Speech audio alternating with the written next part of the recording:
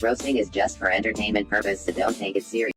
আমি যদি আমার ফিগারটাই না দেখাতে পারি তাহলে তো এটা কেমন না, এত কষ্ট করে লাভ কি? হ্যাঁ, তুমি তোমার ফিগারটা না দেখালে তো তোমার যত পরিশ্রম আর কষ্ট সবকিছুই যাবে বিফলে। আর সব মানুষ কি বুঝবে তোমার জাম্বুরা ফল দুটো মানুষদেরকে দেখানোর জন্য কতটা পরিশ্রম করে তোমাকে বড় করতে হয়েছে। আমি যদি আমার ফিগারটাই না দেখাতে পারি। Welcome back to new video. It's me MD মুন্নার। তোমাদের মানসিক চাহিদা পূরণ করার জন্য ভিডিও মানে উড়াতে আসো। কেমন আছো তোমরা? গাইস, তোমরা থাম্বনেল ও টাইটেল দেখে অলরেডি বুঝে গেছো যে আজকের ভিডিওটা কোন টপিকের উপর হতে চলেছে। সো তোমরা একটু লড়ে চড়ে বসে 2025 এর জাম্বুরা লিগে কি পরিমাণে অশ্লীলতা ছড়ানো হয়েছে সেইটাই তোমাদের মাঝে রিপ্রেজেন্ট করে দেখাবো।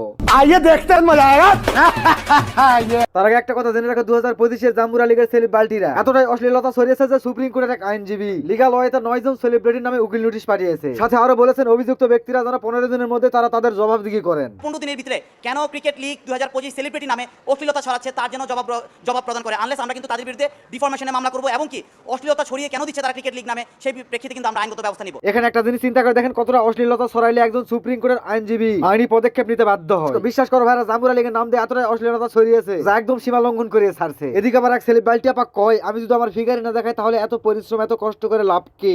আমি যদি আমার ফিগারটাই না দেখাতে পারি তাহলে তো এটা কেমন না, এত কষ্ট করে লাভ কি? আপু, তুমি যখন তোমার ফিগার দেখানোর জন্য এত কষ্ট করেছো তাহলে কেন তুমি শুধুমাত্র তোমার বুকের চিপাটুকুই মানুষদেরকে দেখাচ্ছ? মানুষদেরকে দেখানোর জন্য যদি কষ্ট করে থাকো তাহলে বুকের চিপা চাপি না দেখে পুরোটাই খুলে দেখালেই তো ভালো হতো। সাধারণত মানুষ কষ্ট করে থাকে সুখে শান্তিতে বসবাস করার জন্য, আর এই আপাই কষ্ট করেন শুধুমাত্র মানুষদেরকে দেখানোর জন্য। তাও আবার তার হটে নটে ফিগার দেখাচ্ছে জাম্বুরা লিগ খেলতে এসে। মানে বাংলাদেশের যে একটা ক্রিকেটের মান সম্মান আছে সেটাকে ধুলোর সাথে মিশিয়ে দিল এই জাম্বুরা লিগের সব খেলোয়াড়গুলা মিলে। এই জাম্বুরা লিগের খেলা যখন তোমরা দেখবে তোমাদের নজর সবসময় থাকবে ফুটবলের দিকে। যদিও এটা ফুটবল খেলা নয়, তারপরে এই মাঠে ফুটবলের কোনো অভাবই নাই। এই জাম্বুরা লিগে তুমি যতই চেষ্টা করো না কেন যে আমি ক্রিকেট খেলা দেখবো, তারপরে তোমার চোখের সামনে শুধু ফুটবল দৌড়ে বেড়াবে। আর তোমরা এখানে কেন বা ক্রিকেট খেলা দেখতে পাওয়া? জাম্বুরা লিগের ম্যাক্সিমাম প্লেয়াররাই 2টা করে ফুটবল সাথে নিয়ে আসছে। যদিও এই জাম্বুরা লিগে ক্রিকেট খেলা চলতেছে, বাট তারা ফুটবলকে ভালোবেসে তারা তাদের 2টি ফুটবলকে সবচাইতে বেশি প্রমোট করে যাচ্ছে। এরা হয়তো জানে না বাংলাদেশের ছোট বড় সকল শ্রেণী পেশার মানুষরা ক্রিকেটকে ভালোবাসে বুকে ধারণ করে রাখে। এরা হয়তো জানে না বাংলাদেশের ছোট বড় সব মানুষেরাই ক্রিকেট খেলা বসে থাকে দেখে। যদি এসব কিছু জানতো এরা, তাহলে বিশ্বাস করো মামুন ভাইরা ক্রিকেট খেলতে এসে তাদের ফুটবলকে প্রমোট করতো না। যে এখন কি আমরা বোরখা পরে খেলার তো কোনো ওয়ে নাই, মানে বোরখা পরে ওরা চাচ্ছে কি আমরা বোরখা পরে খেলবো? না, তোমরা ব্রার প্যান্টি পরে খেলবা।